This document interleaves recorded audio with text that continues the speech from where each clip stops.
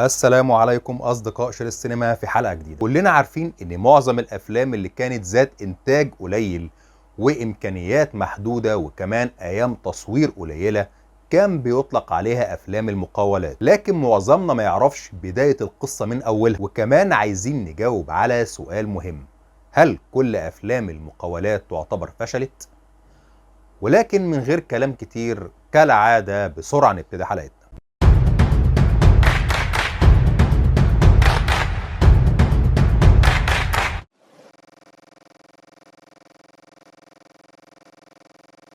مع انتهاء فترة الستينات وبداية الانفتاح في حقبة السبعينات كان فيه موجة من الغلاء ابتدت تزيد، وده دفع مصريين كتير للسفر بره البلاد وبالذات دول الخليج. وكان من ضمن المصريين اللي سافروا أصحاب الحرف واللي كانوا شايفين إن فرصهم بره هتبقى أفضل بكتير. ومع بداية الازدهار الاقتصادي لدول الخليج في فترة السبعينات ده خلى مصريين كتير يرجعوا علشان يدوروا على مشاريع مربحة يستثمروا فيها الأموال اللي عملوها خلال فترة سفرهم. وكتير منهم شاف إن الإنتاج السينمائي فرصة مضمونة، مما دفع كتير منهم لاستثمار أمواله فيه. وللأسف الفترة دي شفنا استسهال كتير وأفلام تعتبر سلق بيض، لدرجة إن أفلام كتير منهم كانت بتتصور في أقل من أسبوع. وللأسف كانت بتضم فنانين كبار ليهم اسمهم زي سعيد صالح وسمير غانم ويونس شلبي. الفترة دي للأسف أتحفتنا بأفلام غريبة زي مخيمر دايما جاهز والعسكري شبراوي والقفل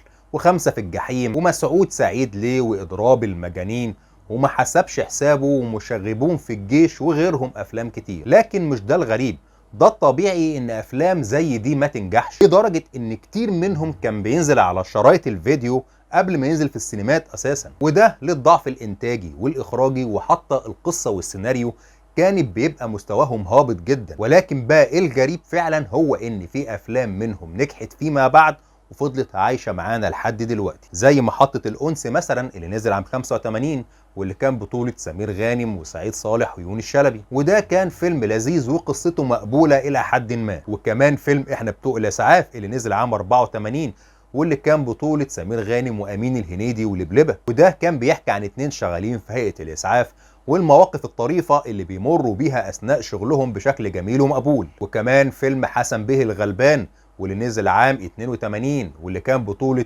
سمير غانم وسعيد صالح وإسعاد يونس، واللي اتعرف بالأغنية الشهيرة لنجم الأغنية الشعبية أحمد عدوية.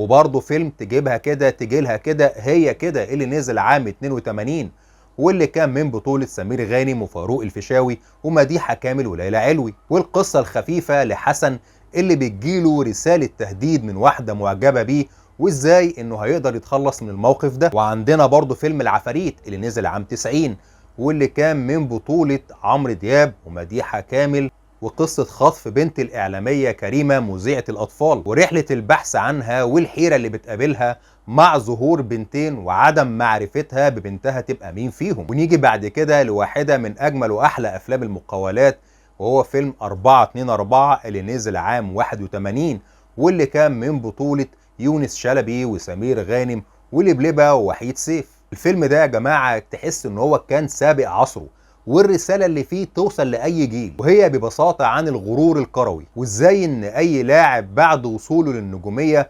بيبتدي يتكبر على النادي اللي ظهروا للناس في الاساس، ودور الاعلام في تثبيت النظرية دي. ونختم برضو بالفيلم الجميل فيلم الستات اللي نزل عام 92 واللي كان من بطولة محمود ياسين وهالة صدقي وإيمان وكمان عبلة كامل. والقصة بتدور في إطار كوميدي خفيف عن الصحفي عزمي واللي بيتولى منصب رئيس تحرير أحد الجرايد، ومن بعدها بيدخل في أكتر من مشكلة بسبب تقرب أكتر من ست في حياته لتحقيق مصالحهم. وإحنا في الحلقة دي حبينا نكون منصفين ونوضح إن زي ما سينما المقاولات قدمت لنا أكتر من فيلم كتير هابط، طلع منها كده برضو كام فيلم لسه عايش مع الجمهور لحد دلوقتي ولسه سايب بصمة وابتسامة معاه. وبكده تكون خلصت حلقتنا. عارف انها كانت حلقة بسيطة وسريعة، ولكن اذا الحلقة عجبتكم ياريت ما تنسوش انكم تشتركوا في القناة، وياريت كمان ما تنسوش انكم تشتركوا في صفحتنا على الفيسبوك، هتلاقوا اللينك بتاعها موجود اسفل خانة الوصف.